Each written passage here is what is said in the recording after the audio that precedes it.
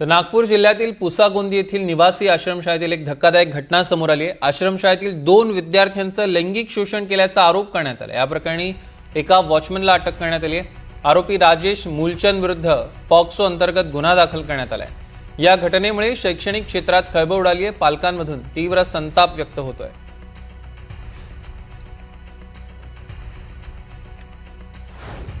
सकाळी 12 वाजता चाइल्ड हेल्पलाईनला एक माहिती प्राप्त झाली की एक आश्रम शाळेमध्ये काही मुलांसोबत अत्याचाराची घटना झालेली आहे।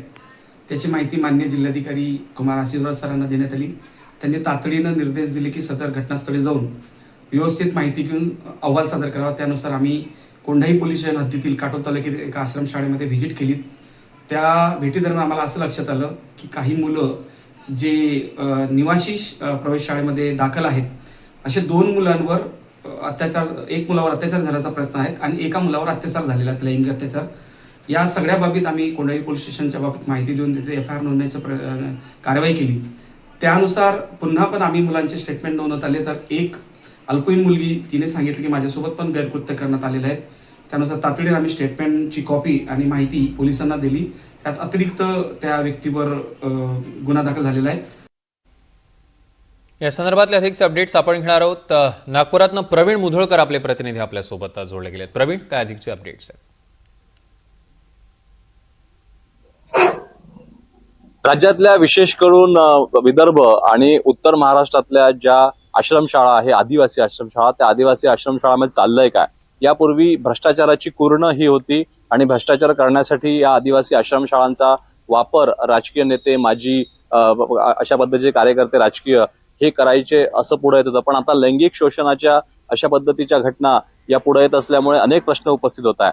कोंढळीची जी घटना आहे, या प्रकरणामध्ये सिक्युरिटी गार्ड जो आहे राजेश मूलचंद याला आता अटक करण्यात आली आहे। पण याचं पोलीस व्हेरिफिकेशन झालं होतं का, एसओपीज जे आहे त्या झाल्या होत्या का, हा प्रश्न या निमित्तानं उपस्थित केला आहे। त्यामुळे आता याच्यावर तर गुन्हा दाखल झाला आरोपीवर, पण या ठिकाणी नियमभंग जे करणारे लोक आहेत आणि ज्यांची आश्रमशाळा आहे त्यांच्यावर कारवाई होते का, हा खरा प्रश्न आहे। मागच्याच आठवड्यामध्ये 3 मुलींचा मृत्यू झाला होता सर्पदंशामुळे गडचिरोली जिल्ह्यामध्ये, आणि त्या प्रकरणामध्ये आश्रमशाळेचे ज्यांची आश्रमशाळा आहे त्यांच्या विरुद्ध गुन्हा दाखल झाला होता आणि तिथचे मुख्याध्यापिका आणि इतर जे पदाधिकारी आहेत त्यांच्यावरही या प्रकरणात कारवाई झाली होती। आता या प्रकरणामध्ये फक्त आरोपीवर कारवाई होणार आहे का, या संपूर्ण प्रकरणात नियमभंग ज्यांनी केले त्यांच्यावरती कारवाई होणार आहे, हा खरा प्रश्न आहे। त्यामुळे यापूर्वी भ्रष्टाचाराची कुरणं बनलेल्या या आश्रमशाळांमध्ये आता अशा पद्धतीचे जे एकापाठोपाठ एक ज्या घटना पुढे येत आहेत त्यावरती राज्य सरकारनं गंभीर दखल घ्यावी अशी मागणी होते। आणि जे मुलं घरी राहू शकत नाही, आदिवासी पाड्यामध्ये छोट्या छोट्या गावांमध्ये जे मुलं राहतात त्यांना आश्रमशाळा अत्यंत महत्वाची असते। चांगली सोय ही सरकारनं केली आहे, पण या अशा घटनांमुळे पालकांचा सुद्धा विश्वास उडू शकतो। त्यामुळे या संपूर्ण प्रकरणामध्ये सरकारनं लक्ष द्यावं अशी मागणी होत आहे। निश्चितच प्रवीण, या संदर्भातले अधिकचे अपडेट्स आम्ही तुमच्याकडनं घेणार आहोत। तुर्तास धन्यवाद।